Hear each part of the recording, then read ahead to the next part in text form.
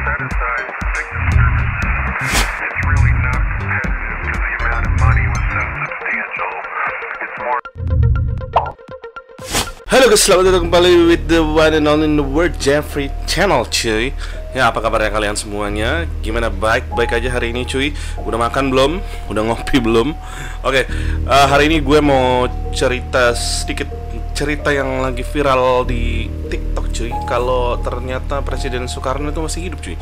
Sebenarnya ini ya kalau diterusin lagi ini udah lama videonya. Jadi ada beberapa video nih dari mualif ini, namanya warga desa Seimata-Mata ya. Itu Kabupaten Kayong Utara, Kalimantan Barat, yang bertemu Presiden Soekarno secara langsung. So kita langsung aja nonton videonya, tapi sebelum itu jangan lupa subscribe yang belum subscribe cuy. Yang udah subscribe thank you banget untuk supportnya cuy. Oke, semoga kalian diberi rezeki dan keberuntungan beberapa tahun. Oke, kita langsung ke videonya ya. Ya, waktu itu mungkin sering puasa dan apa? enggak. Saya waktu itu ya ada lah, puasa sih ada. Cuma waktu itu memang ya Pak Ustadz Jailani masih ada kan. Nah, saya dulu itu dari awal di sini terus ya dulu masih ya anu lah. Jadi saya kok punya kontak, saya mencari jati diri siapa. Rasa keinginan bertanya, Feeling gitu lah ya. keinginan untuk mengetahui aku Siapa? itu sebenarnya siapa. Nah, saya itu mencari kemana ada ustadz yang dikatakan Hebat lah ya. hebat, saya datangi. Dengan Pak Jelan itu dulu ya masih ada orangnya, boleh tanya. Saya itu dulu masih sepeda ontel itu setiap lepas maghrib datang ke Tanjung Pelanduk. Dulu Pak Jelan ini masih di Tanjung Pelanduk sebelah sini. Betul. Kadang sampai jam 4 subuh. Oke, ini kayaknya masih pengalaman pribadi dia nih, mencari jati diri cuy. Jadi nggak tahu di bagian mananya nih yang dia bilang ketemu Soekarno. Gitu kan. Itu pun nggak nyangka kan. Temuan pertama itu di mana ya? Terus Oke, ini kayaknya. itulah. Nah, gitu kan. Itu pun nggak nyangka kan. Temuan pertama itu di mana ya beliau? Di sini. Dia datang assalamualaikum. Iya. Di sini. Waktu itu dia nggak tengah malam juga. Itu, ya aku pun nggak nyangka kan. Itu apa yang aku minta terkabul gitu loh maksudnya kan. Dia datang ya cuma silaturahmi. Belum ada omongan yang menjurus ke apalagi ke negara atau ke bangsa ini. Itu belum ada menjurus ke agama apalagi kan. Tidak ada. Jadi cuma ngobrol biasa lah, ngobrol aktivitas apa. Dari mana dia ngasih tentang itu? Kan kalau orang bertanya nggak kenal bapaknya dari mana gitu. Ya saya tanya memang bapak itu dari mana.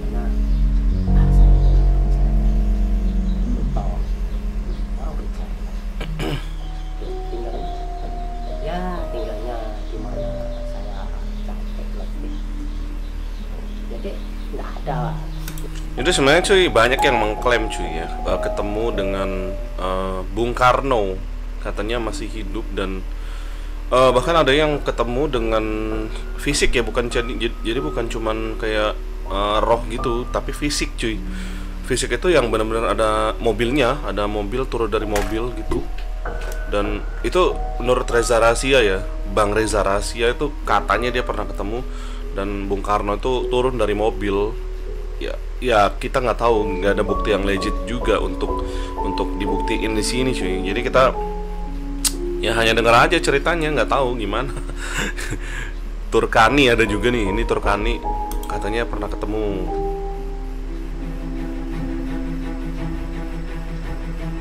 Sebenarnya Soekarno itu masih hidup, tapi dirahasiakan.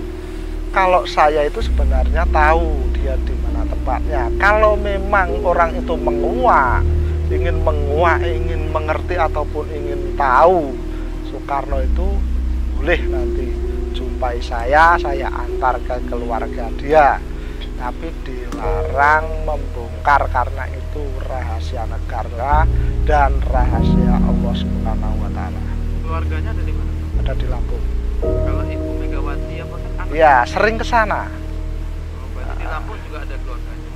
Itu di tempat kakeknya Pak Soekarno. Jadi termasuk kayak Megawati, Guru Gutur itu setahun sekali ke tempat.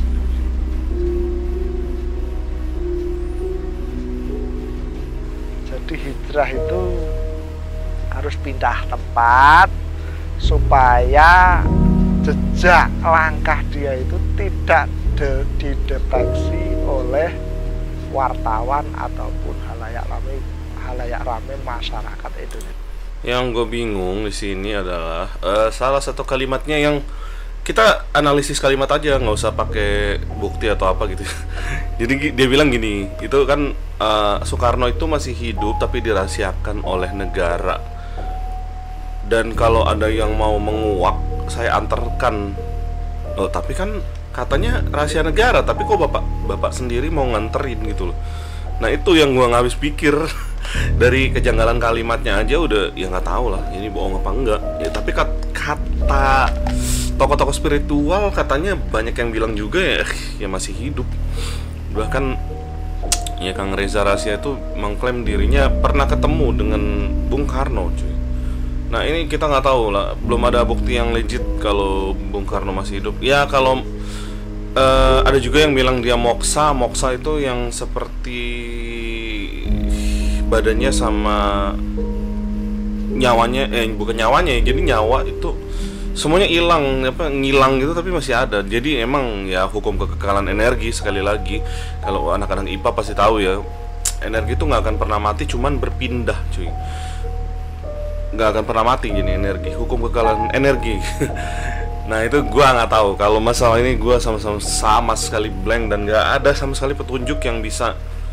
Ya nggak mungkin juga sih anak-anak dari Bung Karno sendiri akan mengekspos itu, karena seperti diketahui kan pasti banyak jadi inceran media lah, inceran musuh-musuhnya Bung Karno lah dan segala macam. Nah ada juga nih kesaksian yang barusan aja nih, ini katanya pelaku demonstran itu yang mahasiswa, salah satu namanya Aji, itu waktu mereka ke demo itu jadi temennya ada 2 yang ngilang dan mereka nggak bisa nemuin di sana men. Jadi sampai si Aji ini ngibarin bendera supaya temennya itu datang nyamperin gitu. Nah tapi nggak ada juga, ada 2 temennya nih. Jadi mereka balik ke kampus, pas balik ke kampus itu baru ketemu temennya. Tapi kata temennya mereka itu di situ dan temennya itu sempat merekam juga, merekam keadaan di situ dan memang benar ada bukti otentik kalau di handphone temannya itu ada di situ, mereka di situ. Nah itu kalau keterangan Bang Reza Rahsia ini ada satu makhluk yang bisa bikin kita itu nggak ngelihat satu sama lain, tapi mereka sendiri itu berkamuflase menjadi kita cuy. Jadi ini udah menurut pandangan spiritual. Jadi gua sama sekali tidak mengupas tentang sains di sini, melainkan pendapat spiritual sama sekali dari dunia roh ini. Jadi ya kalau kita harus ya percaya juga sih sedikit banyak, karena memang roh-roh itu di udara ada. Semua agama itu mengajarkan, di dalam Kristen ya ada ayat Alkitab yang mengatakan peperangan kita bukan melawan darah dan daging, melainkan roh-roh di udara, penghulu-penghulu di udara cuy. Jadi bukan mustahil. Dan kalau kita memang memandang misalnya ada yang bilang nih negara lain udah sampai ke bulan, bangsa Indonesia masih percaya klinik, masih percaya setan, masih percaya perdukunan lah. Tapi nggak bisa cuy, kalau memang gini nih, salah satu argumen gue nih, kalau memang negara maju itu tidak percaya klinik, kenapa kaum apa dibilangnya, kaum Illuminati dan kaum social secret society itu masih mengadakan upacara secret yang sacred ya. Sacred itu kayak ada pemujaan gitu. Ayo kenapa? Karena memang dunia ini kita berhubungan dengan roh cuy, nggak bisa dipisahin cuy. Dan itu mereka tahu rahasianya. Jadi jika lu udah menguasai di dunia roh, lu bakal bisa dengan gampang masuk ke dunia fisik. itu hukum sederhananya aja. Jadi rohnya dulu dikuasai, ya sama aja kayak orang mau hipnotis orang kan, orang ngewawancarain orang lain itu, ya rohnya dulu yang diwawancara, kayak orang ke dukun gitu. Rohnya dukun ngewawancarain roh orang yang akan pergi itu. Jadi dia udah tahu sebelumnya, ya gitu. Kita nggak bisa lepas deh dari dunia roh kalau gue bilang. Jadi jangan lagi kita berpendapat ya kalau udah roh ya udah teknologi ya teknologi gitu. Nggak bisa cuy. Teknologi itu cuman alat bantu manusia, tapi roh itu esensi dari manusia cuy. Roh adalah esensi. Jadi dalam kita ini adalah roh cuy. Oke, sekian dulu cerita dari gue. Mudah-mudahan cerita ini menarik bagi kalian, dan kalau ada ide-ide silahkan komen di bawah, dan jangan lupa tinggalkan subscribe-nya. Oke, sampai jumpa di video berikutnya yang lebih menarik cuy. Bye.